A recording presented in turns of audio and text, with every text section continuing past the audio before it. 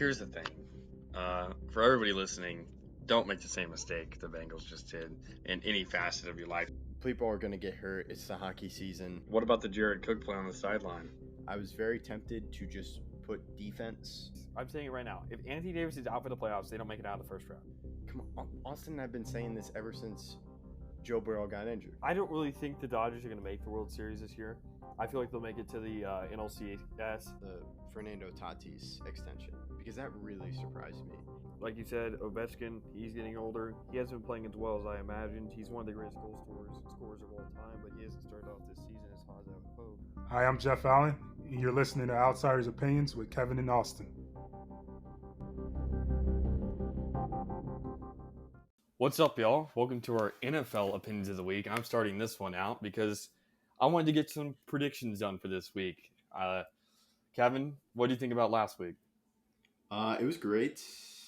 Last week, we talked about last week. Cowboys, painful, but the Packers lost, which Kirk Cousins looked like a better Kirk Cousins. And then Thursday night football was fun. I recorded that game because I had things to do, but it was wonderful watching it. Herbert, it was sad. Like, man, he was just in pain when he couldn't even run that 3rd and 1, but he still got it. Get out was terrible. Watching the 3rd and 1, I felt so bad. Oh, man. It was painful. But Mahomes, they both looked shaky, but Mahomes had that one throw when he stepped up in the pocket, and he didn't even set his feet, and he threw a dart. Yeah, Mahomes doesn't look like he used to MVP Mahomes. He still looks a little bit tentative, but you're right. He did have some amazing plays like always. But let's start to look forward. Thursday does not count, by the way. For all these predictions, Thursday does not count. It's already happened. But we're going to kind of go, what team do you think this week wins by the biggest margin? Ooh. If you want to pull up the schedule, you can, because that'll probably be helpful. I'm going to pull up the schedule. Also, one more thing before for the Thursday night football game. How about Clyde Edwards-Helaire? That run was amazing. He's just been beasting. I was watching with the Chiefs fan, and I think Mahomes has looked different because defenses are playing him different. They've been always talking about that 2 safeties, so they don't get as many big plays. But Clyde Edwards-Helaire has just been beasting. That was my comment and a little stall. So biggest margin? A victory this week. Who will win by the most? Do you want me to go first? Yeah, you can go first. Yeah. So for me, and this is maybe a little bit biased, but I think the Packers versus the Bears, I think the Packers win by 30-plus points, and I think they win by the biggest margin. What about you? Yeah, I think I'm going to look. I saw Packers-Bears, and I think that's it. I think that's it. If to go different from you... You don't have to. Again, we're going to get but I could also say maybe Bills just murdered the Titans. I don't know, man. Yeah, I could see it being I want close. you to make a final choice so we can review these next week. So I'm going to stick with Packers. Aaron Rodgers owns the Bears, so. Okay. Which quarterback throws for the most yards? Not touchdowns. Ooh. Touchdowns do not matter. Yards. Man, let me look at this. Can I double dip? Yeah. I think I'm going to go Aaron Rodgers. Interesting. I'm going to go with Joe Burrow. I think the Cowboys are deflated. I think Joe Burrow wants to prove that last week was a fluke. And I think he leads the league in passing for this week. Which quarterback do you think what were we saying? That's funny because Joe Burrow was the guy I was like, is it going to be Rodgers or Burrow? And I went Rodgers because I'm skeptical, even though the Bengals are going to win that game convincingly. It's just the offensive line I'm interested because you have DeMarcus Lawrence, but Micah was beasting. That's my 3rd time saying beasting in probably 2 minutes. But he was feasting, and I think he's going to cause some trouble So I'm not sure if Burrow's going to have enough time to get those yards versus Rodgers, who I think is just going to. He didn't have a great game. Aaron Rodgers standards, especially in the regular season. So I'm I just think worried about the wide receivers, which is why I didn't pick Rodgers. That's true. That's a good point. Maybe Christian Watson catches some balls, or Randall Cobb is old Randall Cobb. We don't know. But yeah, on to your next question. So for the next question, which QB do you think throws the most interceptions this week? You can say multiple if you want, but you can say up to. I'll let you say up to 2. So if you think 2 throw 3, you can say 2, but I won't let you say more than 2. So for me, I think the quarterback that will throw the most interceptions this week will be Ryan Tannehill. I think Ryan Tannehill and the Titans go down by a good bit, and that very, very good Bills defense picks them off 3 times. So I'm not going to double dip and say 2 people, but you can't. I'll let you say 2 if you think 2 people tie, and you just I'm have to going to get go one with one. Okay. Kirk Cousins. Against the Eagles? Yeah, I like the Eagles. So secondary. we're both going with Monday night games because apparently Yes. this week there's 2 Monday night games, which I find so weird. But it definitely is weird. But yeah, I'll probably go 3 picks too. But I think Kirk Cousins. I like the Eagles' defense, especially their defensive line, even though they played it close even though it was closer than people expected with the Lions. But yeah, I think Kirk Cousins had a very good game last week. And with my view of Kirk Cousins, I think we're going to see the other side of that coin of Kirk Cousins. Okay. Which team scores the most points this week? Ooh, Just because you win by the biggest margin does not mean you score the most points. that's a good point. Let me do so. Team scores the most points.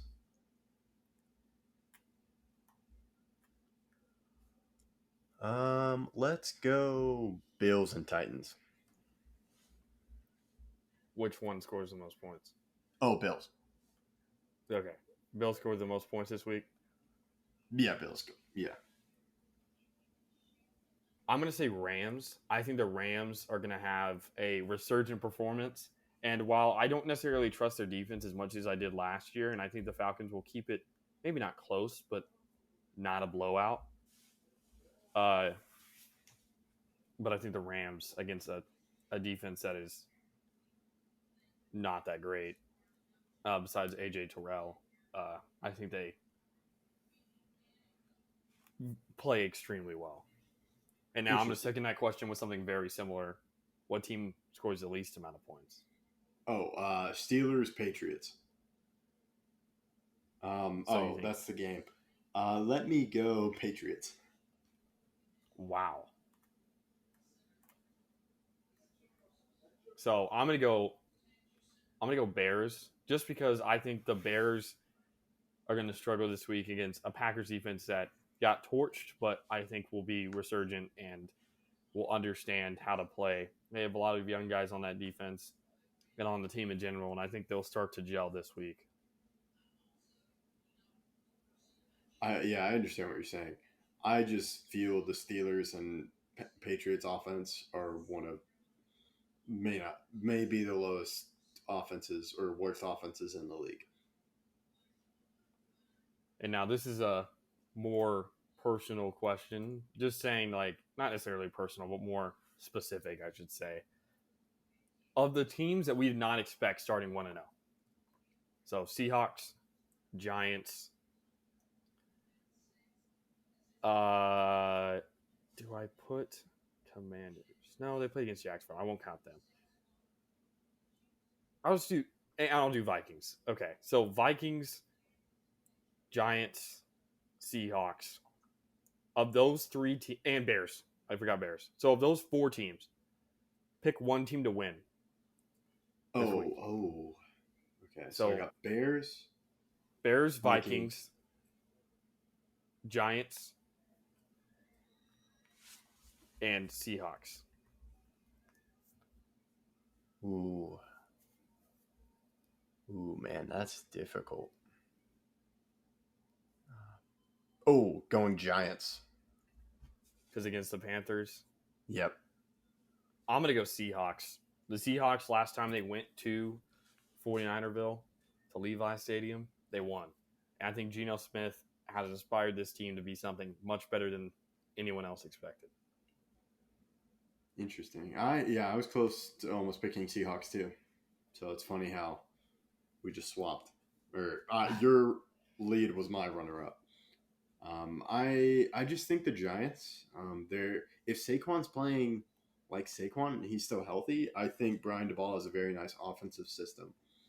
Even though I don't think Daniel Jones is one of his would be in his like top his first choice. Definitely wouldn't be his first choice for QB, but I think he's gonna make it work. Yeah. The only issue I have with that is the fact that the Panthers should have probably beat the Browns if it wasn't for an amazing field goal, and I think that they will play better this week. But now, of all the teams that we expected not to lose week 1, so we're going Packers, 49ers, Bengals, and let me get one more. Titans. Of those 4 teams, pick one of those teams to win and one of those teams to lose. Oh, easy. Bengals to win because they're playing Cowboys, and that's just a mess. And now to lose? Yeah, to start Titans. 0-2. Titans. Yeah. I'm going to have to agree with you on both of those fronts. I feel like those are both the easiest games for both of those. The Titans, I don't know how they work out. And if they lose this game, there really should be in not panic mode because the Bills are a great team, but they go 0-2 against New York teams back-to-back weeks. That's a tough start to the season. Yeah, my counterpoint to you would be, even though the Giants game is shocking, to me the Titans didn't really make a push to become better, and they became a little bit worse this offseason. But they do. I think they're betting on the future of Malik Willis because maybe they don't like Ryan Tannehill anymore. So if it's not a season that compares to last year, I wouldn't be shocked. Just because to me they're kind of in that limbo period, which is very difficult to balance in my opinion, especially in the NFL. Like they're not trying their best to win now, but they're still trying to win, but they're also trying their best not to lose. They're just kind of letting people develop and waiting to get what they think to be is a better quarterback in Malik Willis to when he's ready to be the starter. Yeah, I totally understand what you're saying. If they lose, maybe not this week, because this week again versus a great team, but if they lose next week as well, start 0-3, we may start seeing hints of Malik Willis maybe getting practice time with the ones or something else, but there'll be some panic in Nashville. Yes. Not the fun type of panic. Not the fun type of panic at all. But this is the one I wanted to spend the most time on. Biggest game of the week. Most important game this week. I know one of the most important games already happened this week, but pick another game. A game that you're not necessarily most looking forward to watching because we already discussed that. But which game is the most important for all parties involved? So like both teams or the biggest? Yeah, it has to be. That's what I would consider the biggest game, and it has to be at least for both very important. Okay. Okay, so I have two in mind. I'll go with this one. Vikings and Eagles. Even though like I'm most interested to watch it, but I also think there are the most stakes. Because like what if the Vikings win and Kirk Cousins has a great game again, which would go against my prediction. Then they're 2-0, and no matter what, they're leading the NFC North. So, yeah, I think they would still be leading even if the Bears won. Because I think the Bears would be flat. That would be like they would be teasing like, hey, we're a good team. Where if the Vikings win, I think it would be more than a tease, and I'd be like, I wouldn't be questioning it because I'm like, okay, you beat the Packers and then you beat the Eagles, two teams who I think are very good in my opinion, and who I predicted to be very good. So the new coach Kevin O'Connell seems to do great. He's worked with Kirk Cousins, Justin Jefferson, fantastic wide receiver. People use him in top wide receivers and list him in like top five. Um, and then if you go to the other side, if the Eagles win, okay, you're leading that NFC East. Great trades. Nick Sirianni looking like a fantastic coach in his second year. All the moves work out great. So I think for either team, if they win, it's a big story and maybe they can emerge as NFC contenders for this year. That's a really good one. It's not the one I picked, but it is a really good one. I totally understand why you think that. The Eagles one, I think it's a less big deal if the Eagles win because you had them predicted in the playoffs. I think a lot of people did. I know I did not, but I think a lot of people did. And so them beating a Vikings team that I still have a lot of questions for, I don't think would be the most surprising thing. But yeah, you're right. If the Vikings win this game, we're really questioning a lot of the predictions most people made, and we'll see whether or not they can win. But if they do, that'll be huge, at least for the confidence moving forward of their head coach that they made the right decision. But yeah, let me go on to mine. Mine is Seahawks 49ers. And this may seem counterintuitive because the Seahawks are supposed to be the worst team in football, if not the second worst team in football. But the 49ers made the NFC Championship game last year. A team that thought that they got a better quarterback this year. And normally an NFC Championship team improves their quarterback. They don't get worse. I know they lost a great running back in Elijah Mitchell, but they still have Debo. They still have Brandon Ayuk. They still have a very good offensive line. If something happens this week and they lose this game, I think we need to start watching for a big move to save Kyle Shanahan from some real questions that'll be asked. And I just want to get your take. If the Seahawks win this game, are they at least partially legit? Legit, like football team, contender, division. Playoff contender. Legit playoff contender. Because 7 teams make it. They'd have beaten the Broncos and the 49ers. A Broncos team that added Russell Wilson, and I predicted to go 13-4. And a 49ers team that made the NFC Championship last game and apparently got a better QB.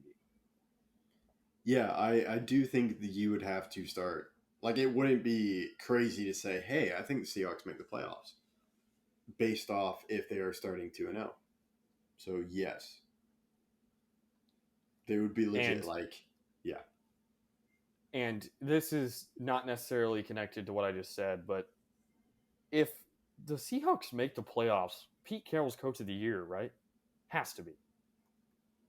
Yeah, and you would have to question Russell Wilson, depending on where the Broncos fall. Because I don't know if you saw this on Twitter. Did you see, like, the former Seahawks players and former teammates of Russell Wilson and what they sent out? Yeah, Doug Baldwin has fallen out with him. I saw that. And apparently, while they were really good, the entire defense did not like Russell Wilson. The Legion of Boom defense did not like Russ. And that may be a reason why all of them left. Yeah, I thought they were mad at him because he demanded more money and he took up too much of the pie, so they couldn't get money, so they left. But yeah, I knew about the Legion of Boom, but Doug Baldwin, that tweet when he like did a gif of like a awkward like face or awkward smile, I'm like, what? I thought they were buddies. Yeah, I also thought that, but if I think that would be the biggest, maybe one of the biggest stories in football history. If the Seahawks make the playoffs and the Broncos miss,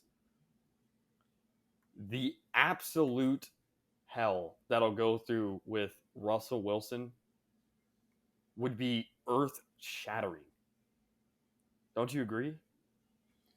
Russell Wilson and like the Seahawks doing better. Yeah, that would be. If the Seahawks make the playoffs and the Broncos do not make the playoffs, that could be career defining for Russell Wilson in the wrongest way possible. And the Broncos, like, you gave up so many picks, and now the Seahawks a playoff team. Yeah, I agree. It would be earth shattering.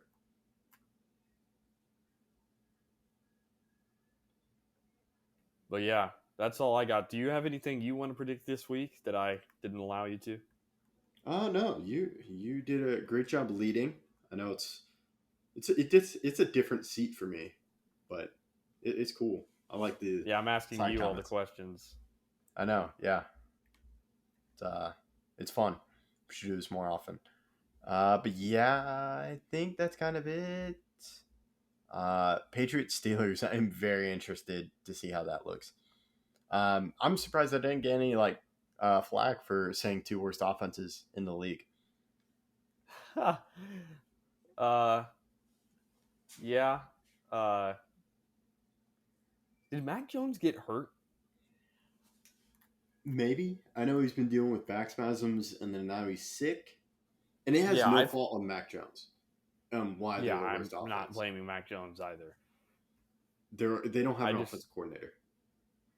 Yeah, they don't. Losing Josh McDaniels, I think, was the most underrated loss of a coach all offseason. Yeah, even though I don't feel he's a good head coach, he definitely had a role in the Patriots. Oh, and then, he's one of the best offensive coordinators in the league when he was the offensive coordinator.